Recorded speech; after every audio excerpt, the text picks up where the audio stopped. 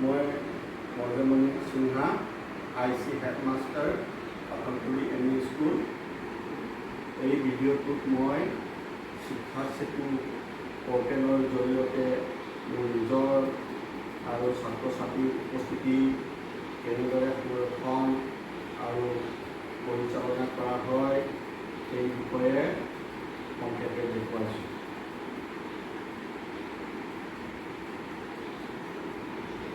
প্ৰথমতে মই গুগল ক্ৰমত গৈ অৰ্থাৎ পৰ্টেলত গৈ আমি লগইন কৰিব লাগিব। শিক্ষা সেতু অসম, তাৰপাছত আমি ইউজাৰ নেম দিব লাগিব, তাৰপাছত পাছৱৰ্ড দিব লাগিব, তাৰপাছত নিজৰ চিলেক্ট কৰিব লাগিব ডিষ্ট্ৰিক্ট, তাৰপাছত আমি কেপচাৰ দিব লাগিব, কেপচাৰ দি পেলাই আকৌ কৰি দিব লাগিব। এই পৰ্যায়টো মই কোনে ওলাই দিছোঁ। প্ৰথমতে মই গুগল ক্ৰমত যাম।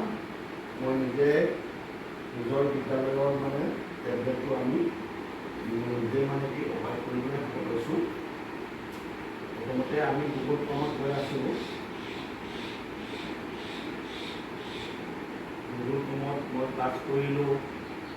তাৰপাছত মই লিখি দিলোঁ শিক্ষা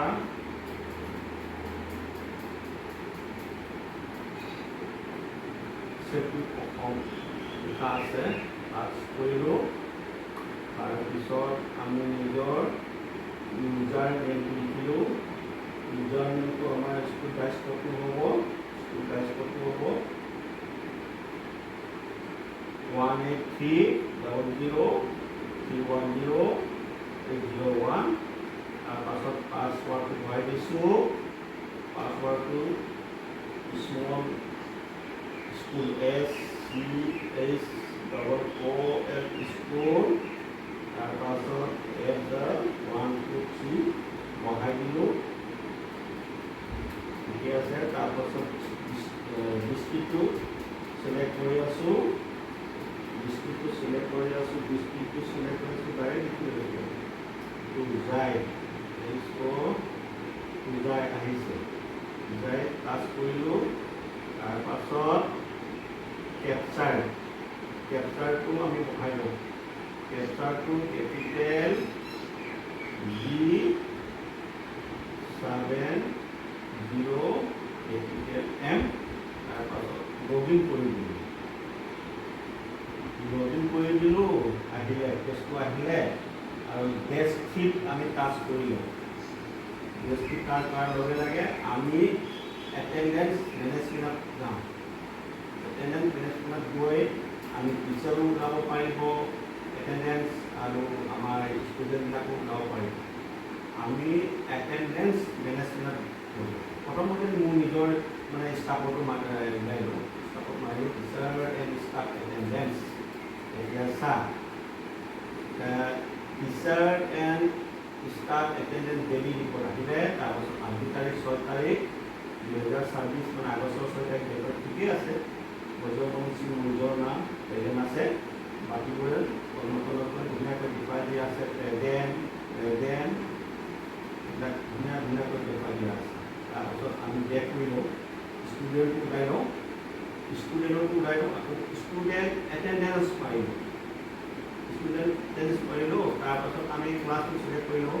আমাৰ ক্লাছ আছিলে ক্লাছ 8A ক্লাছ কৰিলোঁ। তাৰপাছত আজি তাৰিখ 6 আগষ্ট 2024 ঠিকেই আছে। তাৰপাছত আমি চালোঁ ঠিকেই আছে। আৱশ্যিকা লেভেলে আছে। তাৰ বাকীখিনিও নতুনকৈ চালোঁ আহি আছে। ঠিকেই আছে। এতিয়া আমি পিছৰ পৰ্যায়লৈ যাম।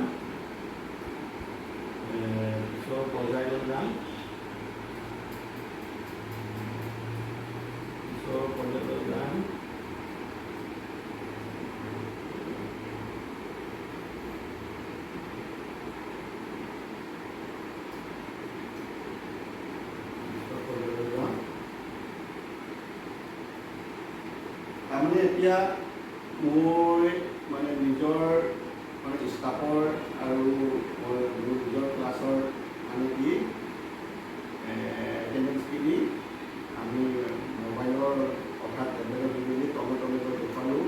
ইয়াৰ পিছত মই আমাৰ বিদ্যালয়ত শিক্ষা সেতুৰ জৰিয়তে শিক্ষক শিক্ষয়িত্ৰী আৰু ছাত্ৰ ছাত্ৰীৰ এটেণ্ডেঞ্চ নিয়মীয়াকৈ ৰখা হয়। তাৰ পাছত মই ক'বলৈ ধৰিছোঁ এই ক্ষেত্ৰত মোৰ দায়িত্বত থকা শ্ৰেণী হৈছে ক্লাছ 8 ছেকশ্যন A। ভিডিঅ'টোত শিক্ষা সেতুত লগ ইন কৰাৰ পিছত এটেণ্ডেঞ্চৰ সংশ্লিষ্ট অংশত গৈ ক্লাছ 8 ছেকশ্যন A নিৰ্বাচন কৰি ছাত্ৰ ছাত্ৰীৰ উপস্থিতিৰ তথ্য দেখুওৱা হৈছে। লগতে শিক্ষক হিচাপে নিজৰ এটেণ্ডেঞ্চও শিক্ষা সেতুত সংৰক্ষণ কৰা হয়। শিক্ষা সেতু ব্যৱহাৰৰ ফলত বিদ্যালয়ৰ এটেণ্ডেঞ্চ তথ্য অধিক নিয়মীয়া, স্বচ্ছ আৰু ডিজিটেলভাৱে সংৰক্ষিত হৈ থাকে। ছাত্ৰ ছাত্ৰীৰ নিয়মীয়া উপস্থিতি পৰ্যবেক্ষণ কৰাটো ই সহায় কৰে। সেয়েহে আমাৰ বিদ্যালয়ত মোৰ নিজৰ আৰু ছাত্ৰ ছাত্ৰীৰ এটেণ্ডেঞ্চ শিক্ষা সেতুৰ জৰিয়তে ৰখা হয় ক্লাছ 8 আৰু ছেকশ্যন A। ধন্যবাদ, নমস্কাৰ।